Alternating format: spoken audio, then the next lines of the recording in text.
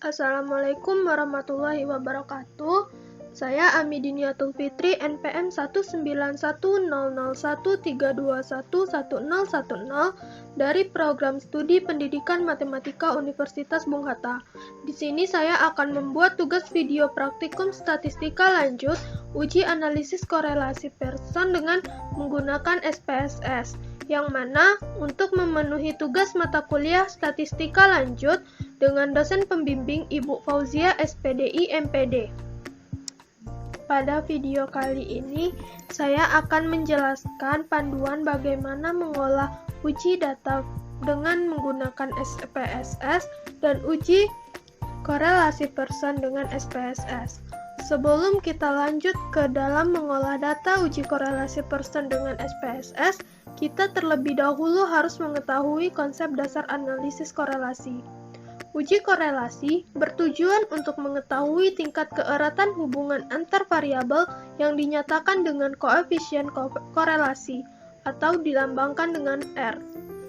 Yang mana secara sederhananya uji korelasi dilakukan untuk mengubah apakah variabel X berpengaruh terhadap variabel Y sekaligus mengetahui tingkat keeratannya. Kemudian jenis hubungan antar variabel X dan Y dapat bersifat positif dan negatif, yang mana jika positif, maka semakin tinggi variabel X akan meningkatkan variabel Y. Jika negatif, semakin tinggi variabel X, maka akan menurunkan variabel Y. Baiklah, kita langsung aja ke uji korelasi Pearson dengan menggunakan SPSS. Di sini, pada SPSS terdapat data view dan variable view. Pada data view, terdapat tab sheet yang menampilkan nilai sebenarnya. Pada data view, terdapat menu-menu utama SPSS seperti file, edit, view, data, transform, yang mana transform itu merupakan untuk mentransfer data, analyze yaitu untuk mengolah data, yang mana terdapat reports, descriptive statistic, tables, compare, means, general linear model, dan lain sebagainya. Kemudian terdapat di analyze, direct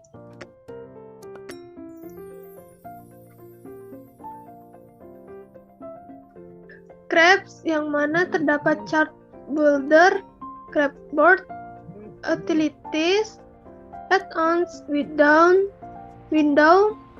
dan help. Pada variabel view, terdapat menu-menu seperti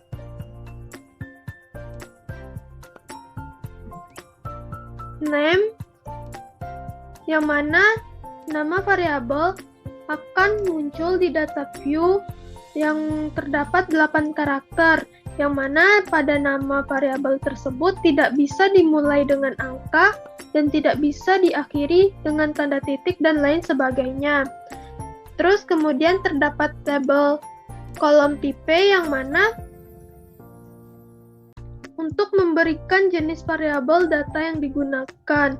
Kemudian ada label, yang mana kolom tambahan bahan informasi untuk data yang kita inputkan. Untuk melanjutkannya, di sini kita menggunakan namanya itu nama variabel X. Kemudian kita enter. Di sini terdapat tipe numerik, yang mana kita emang menggunakan angka. Jika tipenya kita menggunakan kata-kata, maka kita ganti ini dengan string. Kemudian di sini saya menggunakan desimal, yaitu 2, yang mana 2 angka di belakang koma. Kemudian kita isi labelnya. Di sini variabel X kita labelkan, saya labelkan dengan nilai SKS, label SKS. Kemudian nama yang kedua yaitu saya menggunakan variabel Y.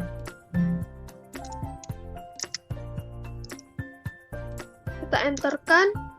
Di sini sama, saya masih menggunakan tipe numerik dan desimal 2.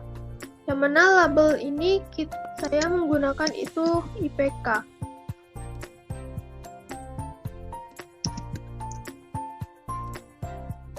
Kemudian kita langsung ke data view, yang mana di sini sudah berubah, terdapat kolom X dan Y. Untuk kolom X yaitu SKS dan kolom Y yaitu IPK. Untuk datanya kita ambil di Excel, yang mana sudah saya buat. Kita copy, Ctrl C, kemudian kita pindahkan ke sini.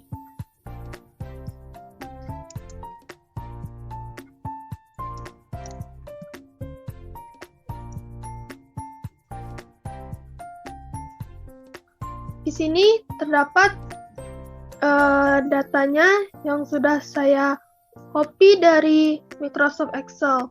Di sini terdapat 2 angka di belakang koma, karena pada variabel view-nya kita menggunakan desimalnya 2, maka itu 2 angka di belakang koma. Jika tidak ingin menggunakan juga bisa kita buat pada desimalnya itu 0, maka di sininya hanya terdapat nilai 37.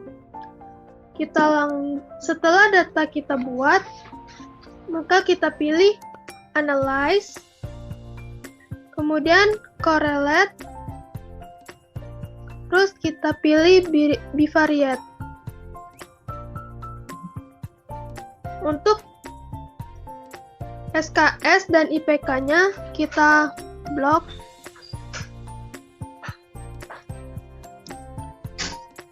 Kemudian kita pindahkan ke variabel. Di sini kemudian kita centang bagian correlate coefficient, kita centang persen. Untuk test of significance kita centang juga two-tailed dan like significant correlates. Setelah itu kita klik OK.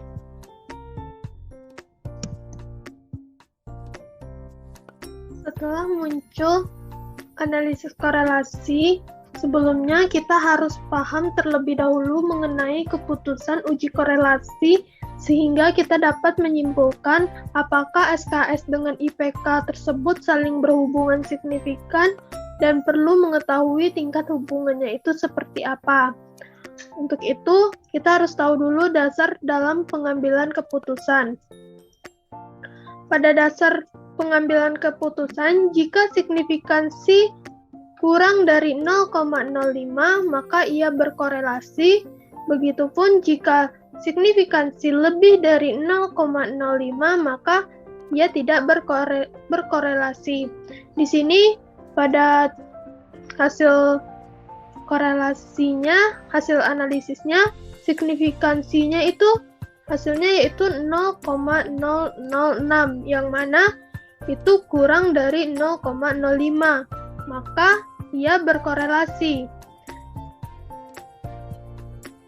Dari hasil output nilai yang diketahui bahwasanya nilai korelasi ini, nilai signifikansi ini hubungannya SKS dengan IPK itu kurang dari 0,05, artinya berkorelasi atau terdapat hubungan antara SKS dan IPK. Kemudian kita harus mengetahui juga pedoman derajat hubungan, yang mana pada hasil analisis tadi percent correlation-nya itu 0,744, yang mana pada pedoman derajat hubungan nilai percent correlation-nya itu terdapat pada rentan 0,61 sampai dengan 0,8, yang mana korelasi tersebut kuat.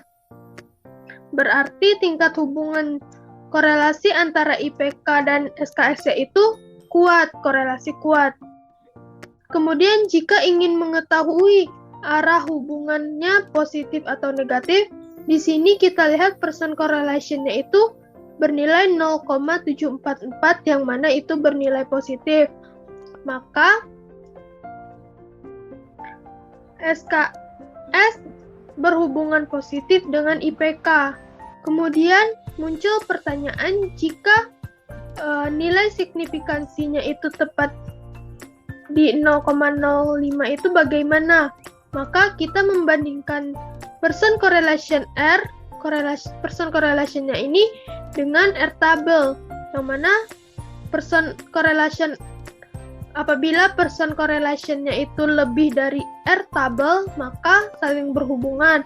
Begitupun sebaliknya, jika person correlationnya itu kurang dari R table, maka ia tidak berhubungan. Mungkin sekian dari pembahasan mengenai uji korelasinya. Lebih dan kurang saya mohon maaf, saya akhiri. Wassalamualaikum warahmatullahi wabarakatuh.